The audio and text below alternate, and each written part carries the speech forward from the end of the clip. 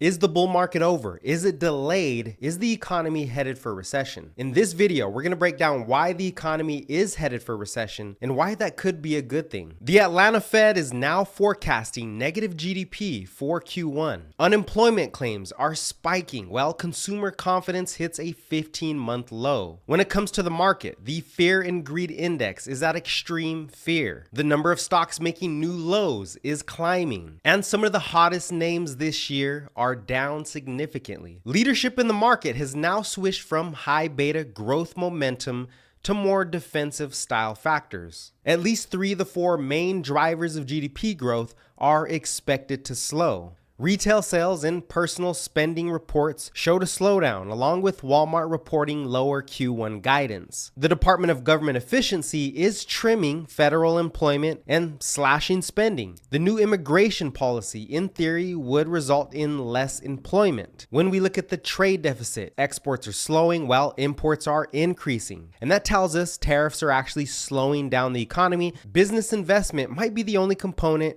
actually expected to rise. So with 3 out of the 4 components of GDP expected to slow, the market is pricing in a growth scare, but it hasn't decided whether the growth scare is going to have an inflationary or deflationary bias. Slowing growth and rising inflation is definitely the worst case scenario, which is why the market sold off for 6 days in a row, but you can only beat a dead horse for so long. Friday's economic report revealed 2 things. Number 1, the Fed's preferred inflation gauge actually showed inflation is cooling, and this is important because the Fed sets policy based on PCE, not CPI. And now that the economy is cooling, we can expect this trend to continue, which brings the Fed closer to cutting interest rates sooner than later. We also saw something better than expected when it comes to the consumer. Now, personal spending declined, but incomes are exploding. And this suggests consumers have firepower, but they're deciding to be more conservative, preparing for the worst. And to make things worse, seasonality gives us another reason to expect the economy to decelerate. For example, tax season is a negative for the economy as consumers transfer cash to the government, which is basically sucking liquidity away from the economy. Less cash for the consumer, less spending, slower economy. So if there were to be a mini recession, it's probably going to happen somewhere between March and April. Why April?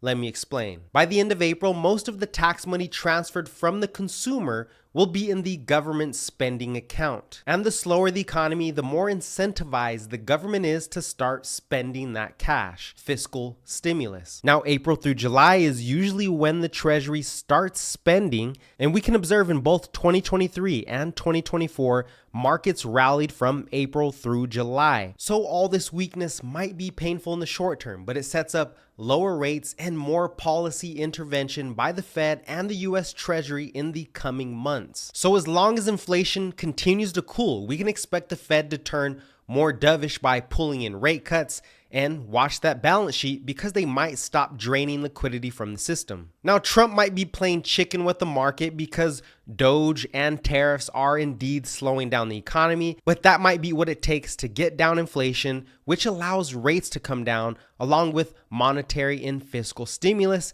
which extends the economic cycle. Now, in the meantime, this is somewhat bullish for safe haven defensive style assets.